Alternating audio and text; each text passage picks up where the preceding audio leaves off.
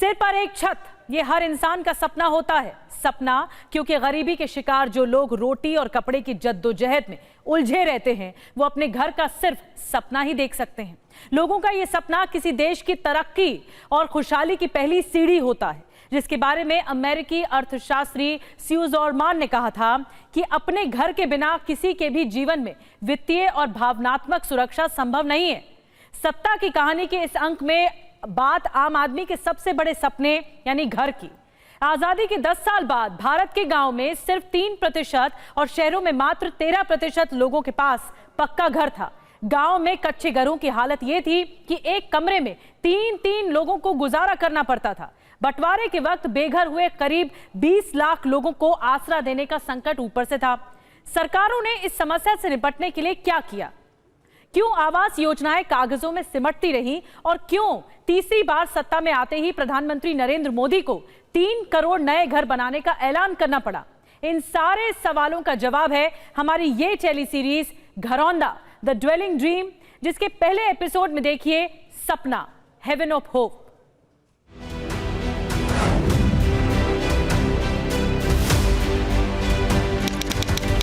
तीन दिसंबर 2005, नई दिल्ली।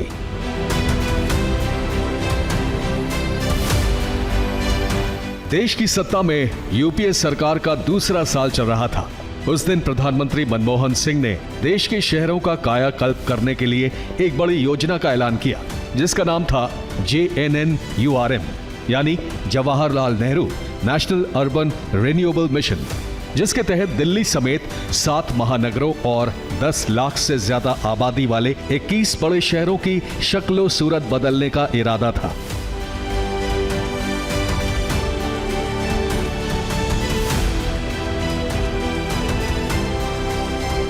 शहरों में वर्ल्ड क्लास ट्रांसपोर्ट सिस्टम, पीने का पानी, साफ सफाई, सब कुछ दुरुस्त करना था। शहरों को चमकाने के लिए झुग्गियों में रहने वाले गरीबों का घर बनाने का प्लान भी JNNURM में था।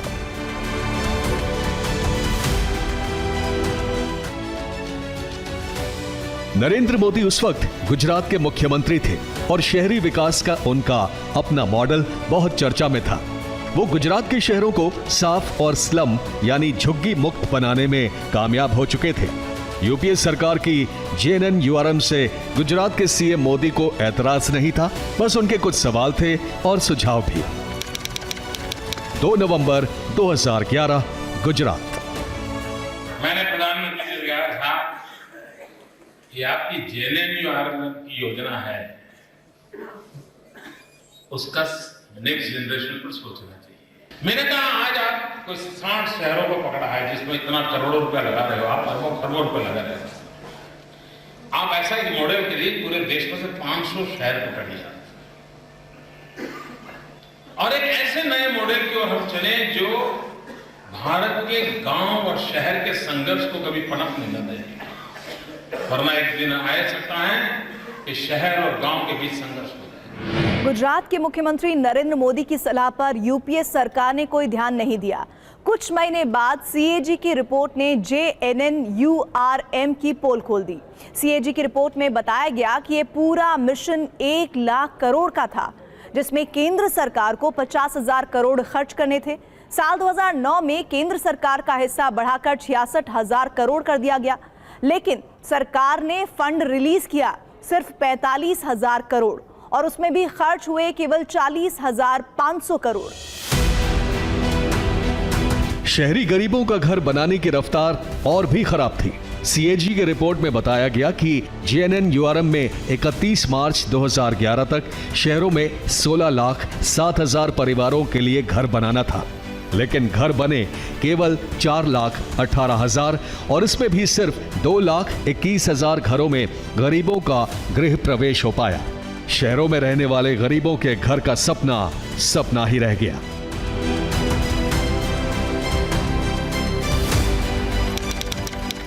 21 जनवरी 2015, नई दिल्ली। प्रधानमंत्री मोदी के कार्यकाल का पहला साल इस बात के लिए चर्चा में था कि वो हर मंत्रालय से अपनी योजनाओं का प्रेजेंटेशन बनवा रहे थे। उस दिन शहरी विकास मंत्रालय की बारी थी। पीएम मोदी जुलाई 2014 से ही 100 स्मार्ट सिटी बनाने की बात कर रहे थे। इसलिए सबको लगा कि शहरी विकास मंत्रालय इसी तैयारी में जुटा है। लेकिन पीएम मोदी की तैयारी स्मार्ट सिटी से एक कदम आगे की थी। 25 जून 2015 प्रधानमंत्री मोदी ने उस दिन एक साथ शहरी विकास मंत्रालय के 3 प्रोजेक्ट की शुरुआत की। स्मार्ट सिटी मिशन, शहरों का बुनियादी ढांचा सुधारने के लिए अमृत मिशन और शहरी गरीबों के लिए घर, प्रधानमंत्री आवास योजना शहरी। शहरों में करीब करीब 2 करोड़ से ज्यादा परिवार, उनके लिए घर बनाने हैं। अब हमारा देश ऐसा है कि अगर नहीं बना तो जवाब मुझसे मांगा जाएगा। कोई उनसे जवाब नहीं मांगेगा कि ये 2 करोड़ बेघर रहे क्यों, कोई नहीं मांगेगा। अमृत मिशन और प्रधानमंत्री शहरी आवास योजना, ये policy Jawaharlal Nehru national urban renewal mission वाली ही थी। कांग्रेस के नेताओं ने इसी बात पर खिल्ली भी उड़ाई कि पीएम मोदी सिर्फ योजनाओं के नाम को बदलने की राजनीति कर रहे हैं। पीएम मोदी के विरोधियों से यहीं पर भारी चूक हो गई, क्योंकि पीएम मोदी ने सिर्फ नाम नहीं बदला, बल्कि सरकार और सिस्टम के काम करने का तरीका भी पूरी तरह से बदल दिया। वैसे भी साल 2014 के आम चुनाव और घोषणा पत्र में बीजेपी ने बहुत साफ साफ कहा था कि हर परिवार को पक्का घर का सपना पूरा करने के लिए वो पुराने कार्यक्रमों की खामियों को दूर करना और नई और विशेष योजना बनाकर दम लेंगे। शहरी आवास की जो योजना यूपीए सरकार में फेल हो गई थी, सीएजी के सवालों में घिरी थी, उसी को प्रधानमंत्री आवास योजना शहरी का नाम देकर पीएम मोदी ने राजनीति का गेम चेंजर बना दिया। शोलापुर से सूरत और पूर्णिया तक जिन गरीबों को पक्की छत का सपना देखने में भी डर लगता था, वो टॉयलेट, बिजली, सीवर और पानी की सुविधाओं वाले घर के मालिक बन गए। पहले फूस का घर था, अभी जो है ये छत जो बनाए हुए हैं, उसके बाद बहुत ही आनंद मिल रहा है। अभी जब से हम लोग को ये आवास योजना मिला है, हम लोग बहुत खुश जीवन महसूस कर रहे हैं।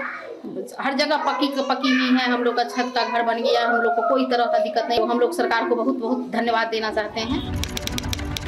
20 नवंबर 2016, आगरा, उत्तर प्रदेश। प्रधानमंत्री शहरी आवास योजना की सफलता 1 साल में ही दिख चुकी थी। लिहाजा प्रधानमंत्री मोदी ने गांवों में गरीबों के घर के लिए पहले से चल रही योजना का नाम भी बदला। इंदिरा आवास योजना बन गई प्रधानमंत्री आवास योजना ग्रामीण। और इस बार भी नाम के साथ साथ पीएम मोदी ने बहुत कुछ बदल दिया। हमारी सरकार ने समय समय पर होने वाली जनगणना के आधार पर परिवारों की लिस्ट बनाई है। इतना ही नहीं, अब घर का होने वाला मालिक ही अपने घर के निर्माण के तरीके को तय करता है। उसके खाते में सीधे पैसे जमा हो जाते हैं और वो अपने हिसाब से घर बना सकता है। हमने तय किया, सरकार जो मकान देगी वो उस महिला के नाम पर देगी, ताकि जीवन के अंत तक वो सम्मान से जिंदगी जी सके, गर्व से जिंदगी जी सके। ये काम हमने किया है भाई। 10 जून 2024, नई दिल्ली। तीसरी बार प्रधानमंत्री पद की शपथ लेने के 24 घंटे के अंदर पीएम मोदी ने अपनी कैबिनेट की पहली बैठक में ही फैसला किया कि सरकार देश के शहरों और गांवों में गरीबों के लिए 3 करोड़ नए घर बनाएगी। ये फैसला ही अपने आप में सबूत है कि सबके सिर पर पक्की छत देने का वादा प्रधानमंत्री मोदी का सबसे बड़ा मिशन है।